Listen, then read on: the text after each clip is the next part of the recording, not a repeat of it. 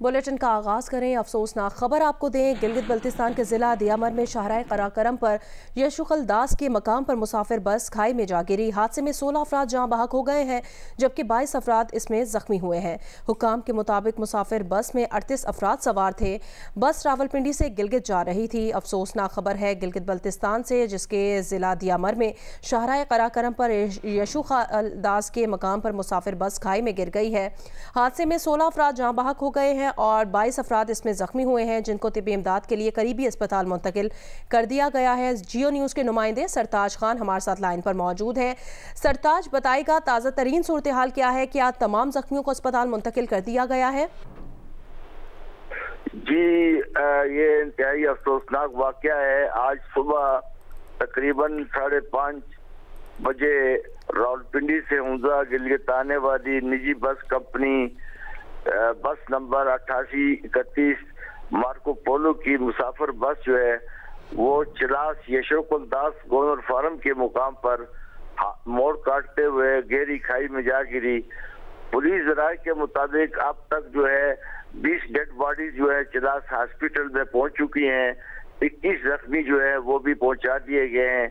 वहां पर deputy commissioner दियामर Fayaz Ahmad के हुक्म पर पुलिस, जीबी स्काउट्स और 112 रेस्क्यू टीमें जाए हादसा पर पहुंच चुकी हैं और इमदादी कार्रवाइयां जारी हैं। डेड बाजियों और जख्मियों को चिलास रीजनल अस्पताल मुंतकिल किया जा रहा है। मुकामी लोगों की भी बड़ी तादाद जो है इमदादी कार्रवाइयों में मसरूफ है और अस्पताल में जख्मियों को खून देने के लिए भी पहुंच चुके हैं। जी ठीक है, शुक्रिया सरताज अपडेट करने के लिए। गिलगित बल्तिस्तान के ज़िला दियामर में शाहराह कराकरम पर यशुखल दास के मुकाम पर मुसाफिर बस खाई में जा गिरी है। हादसे में 16 अफराद जहां बहक हो गए हैं। शाहराह कराकरम पर यशुखल दास के मकाम पर मुसाफिर बस खाई में गिरी है जबकि 22 अफराद इसमें जख्मी हो गए हैं। हुकाम के मुताबिक मुसाफिर बस में 38 अफराद सवार थे और बस रावलपिंडी से गिलगित जा रही थी। अफसोसनाक वाक़या पेश आया है शाहराह कराकरम पर यशुखल दास के मकाम पर।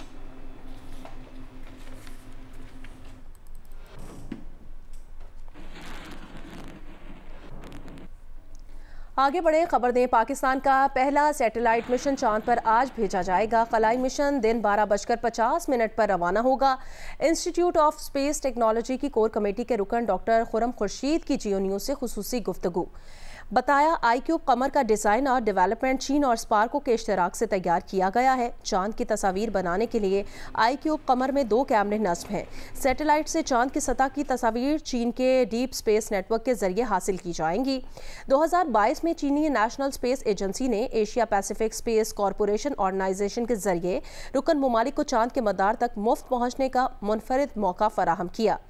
अपेस्को के रुकन ममालिक में पाकिस्तान, बांग्लादेश, चीन, ईरान, पेरू, जनूबी कोरिया, थाईलैंड और तुर्की शामिल हैं। हर रुकन ने अपना प्रपोजल भेजा था। 8 ममालिक में से सिर्फ पाकिस्तान का प्रपोजल कबूल किया गया। 2 साल की मेहनत के बाद सैटेलाइट आईक्यूब कमर को मुकम्मल किया जा सका।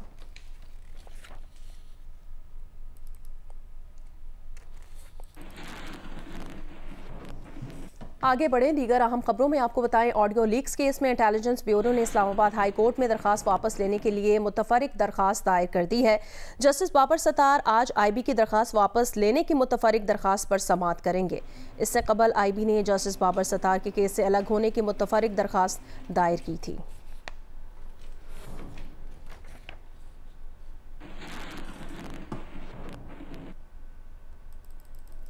आगे बढ़े, खबर ने पाकिस्तान ने कहा कि वो किसी भी मुल्क को किसी दूसरे मुल्क के खिलाफ अड्डे देने का कोई इरादा नहीं रखता। पाकिस्तान के ईरान और अमेरिका दोनों से मुस्बत ताल्लुकात हैं जिन्हें अपने कौमी मफाद में आगे मजीद फ़रोग दिया जाएगा।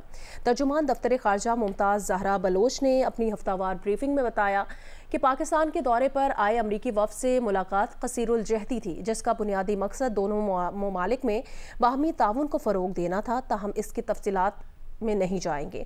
तर्जुमान ने कहा कि पाकिस्तान ने जनूबी अफ्रीका के गज़ा पर मामले को आलमी अदालत इंसाफ के जाने की हिमायत की है। हम ICJ की जानिब से मुस्बत नताइज की तवक्को कर रहे हैं ताकि गज़ा की तबाही इख्तिताम पजीर हो सके। हम पाकिस्तानी हुकाम और इदारों के खिलाफ ट्रोलिंग और सोशल मीडिया की बेबुनियाद मुहिम की मजम्मत करते हैं।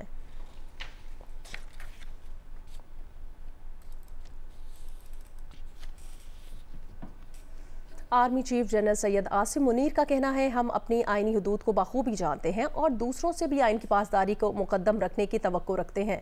जो लोग आइन में दी गई आज़ादी राय पर वाज़ेह क़यूद की बरमला पामाली करते हैं, वो दूसरों पर उंगलियां नहीं उठा सकते। रिपोर्ट करेंगी जरमीन जहरा।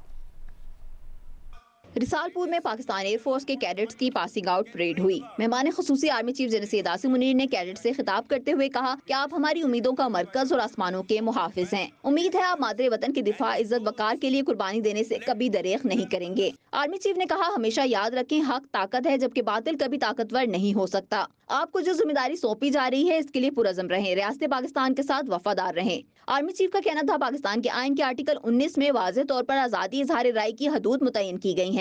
जो लोग आइन में दी गई आज़ादी की वाज़ेह क़यूद की बरमला पामाली करते हैं, वो दूसरों पर उंगलियां नहीं उठा सकते। हम अपनी आइनी हदूद को बखूबी जानते हैं और दूसरों से भी आइन की पासदारी मुकद्दम रखने की तवक्को रखते हैं। We know our constitutional limits very well and expect from others to also know them well.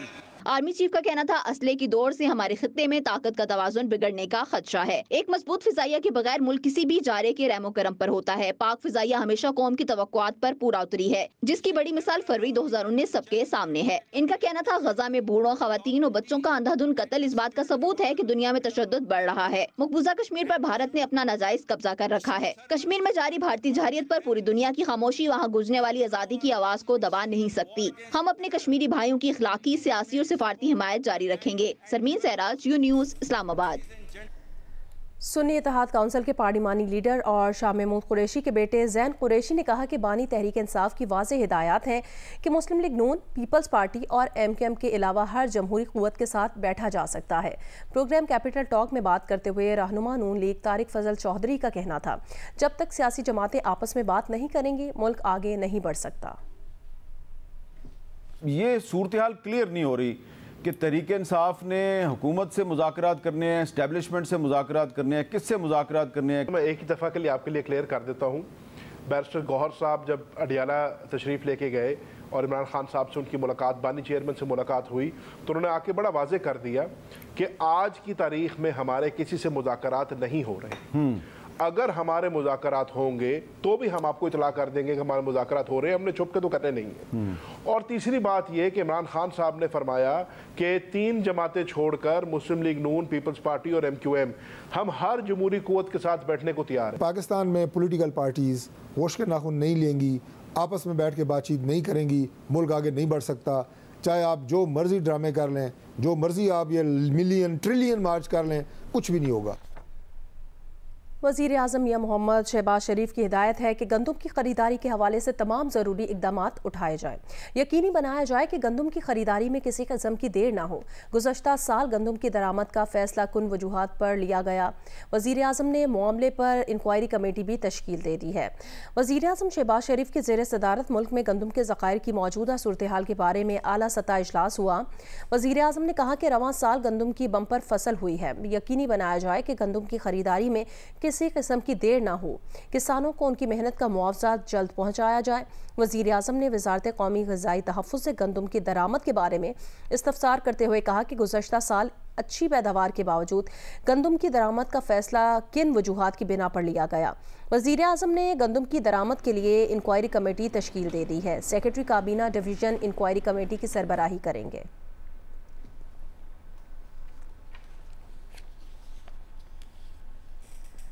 Kamalia में सूबाई महकमा खुराक किसानों से गंदम खरीद नहीं रहा, जिसके बायस किसानों ने रोजाना की बुनियाद पर एहतजाज शुरू कर दिया है। तफसील बताएंगे कमालिया से अमजद सईद। जी बिल्कुल, कमालिया इलाका में 50,000 से ज़ायद एकड़ रकबा पर गंदम की फसल को काश किया गया था। काश्तकारों को महकमा खुराक की जानब से बारदाना मिलने की उम्मीद थी, लेकिन महकमा खुराक की जानब से काश्तकारों को साफ जवाब दे दिया गया है कि वो ओपन मार्केटों में अपनी गंदम को फ़रोख्त करें। अब महकमा खुराक की जानब से गंदम की इनकारी के बाद प्राइवेट फ्लोर मिल मालकान ने भी रेट कम कर दिए। वो काश्तकारों से 2500 रुपये से 2800 रुपये फ़ी मन में ख़रीदने ख़रीदने का तकाजा कर रहे हैं। इस वजह से काश्तकारों ने गंदम इनको भी फ़रोख्त करना बंद कर दी है। कमालिया शहर और इसके मुज़ाफ़ाती इलाकों में रोज़ाना की बुनियाद पर काश्तकारों ने मुज़ाहरे शुरू कर दिए हैं, जिस पर उनका मुतालबा है कि महंगी बिजली, महंगी खाद पर हमने ये फसल काश्त की है। इस फसल की आमदन से हमने अगली फसल काश्त करनी थी, लेकिन अब हमारी फसल ओपन पड़ी हुई है, कोई लेने को तैयार नहीं है। उन्होंने हुकूमत से मुतालबा किया है कि हुकूमत ने जो इमदादी कीमत मुकर्रर की थी उसके मुताबिक हमारी फसल की खरीद को यकीनी बनाया जाए। जी। सरबराह JUIFA मौलाना फजलुर रहमान ने कहा कि 2024 के इंतखाबात में इलेक्शन का नाटक रचाया गया। आमिरों की तारीख है कि वो साजिशों से इक़्तिदार तब्दील करते हैं। कराची में अवामी असम्बली से खिताब करते हुए मौलाना फजलुर रहमान का कहना था, हमारी जिद्दोजहद असम्बली और वजारतों तक पहुँचना नहीं, बल्कि हमारी जंग खुद मुख्तार पाकिस्तान के लिए है। बहुत मजाक हो गया, मुल्क के अंदर जमहूरियत का खात्मा कर दिया गया है। असम्बलियों की नुमाइशी असम्बलियों के नाम पर जमहूरियत का लफ्ज इस्तेमाल हो रहा है। जमहूरियत मर चुकी है, जमहूरियत अपना केस हार चुका है। अगर जमहूरियत को आपके हकीकी मानों में मुल्क के अंदर लाना है तो फिर ये अवामी असम्बलियों की तहरीक को उठाना होगा और हकीकी जमहूरियत के मंजर की तरफ ले जाना होगा। जियो स्पोर्ट्स में आपको बताएं, चौथे T20 में पाकिस्तान विमेन क्रिकेट टीम ने वेस्टइंडीज़ विमेन क्रिकेट टीम को आसानी 8 विकेटों से हराकर सीरीज में पहली कामयाबी हासिल कर ली है। मेहमान टीम 9 विकेटों पर 84 रन तक महदूद रही। सादिया इकबाल और निदा डार ने 3-3 खिलाड़ियों को आउट किया। नेशनल बैंक स्टेडियम में खेले गए मैच में पहले वेस्टइंडीज़ विमेन क्रिकेट टीम ने बैटिंग की, मगर मेज़बान बॉलर्स के आगे उनकी एक न चली। इनफॉर्म कप्तान हेली मैथ्यूज़ के आउट होते ही दीगर बैटर्स भी वक्फे से पवेलियन पहुंचती रहीं। शिवाय कैम्बल ने 26 रन बनाए। सादिया इकबाल और निदा डार ने 3-3 विकेटें हासिल की। पाकिस्तान विमेन क्रिकेट टीम ने हदफ 21 गेंदों कबल 2 विकेट पर हासिल कर लिया। ओपनर आयशा जफर 42 और गुल फिरोजा 21 रन के साथ नाकाबिले शिकस्त रहीं। सीरीज में ये पाकिस्तान को पहली फतह मिली है। 5वां और आखिरी T20 आज खेला जाएगा। मैचेस जियो सुपर से बराह रास्त नशर किए जा रहे हैं।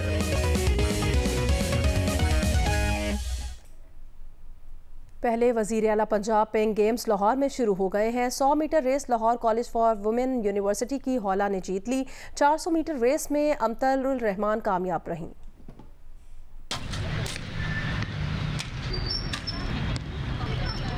चार रोज़ा पेइंग गेम का आगाज नेशनल पार्क स्पोर्ट्स कॉम्प्लेक्स में मुख्तलिफ स्पोर्ट्स वेन्यू पर हुआ। क्रिकेट में Lahore college for women university ने यूनिवर्सिटी ऑफ एजुकेशन को 6 विकेटों से शिकस्त दी, जबकि दूसरे मैच में यूनिवर्सिटी ऑफ सरगोदा ने होम इकोनॉमिक्स यूनिवर्सिटी को 58 रन से हरा दिया।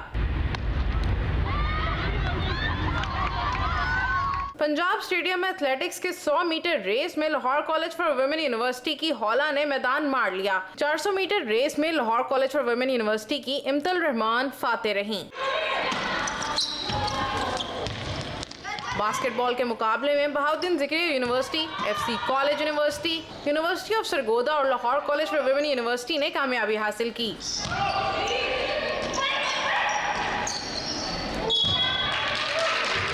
थैंकफुल टू CM कि उन्होंने हमें पार्टिसिपेट करने का मौका दिया, हमें एक प्लेटफॉर्म दिया जिस पे हम आके अपना टैलेंट दिखा सकते हैं, पोटेंशियल दिखा सकते हैं। ये गेम्स जो हैं वो फीमेल का जो है वो कॉन्फिडेंस बूस्ट करने के लिए बहुत अच्छी हैं।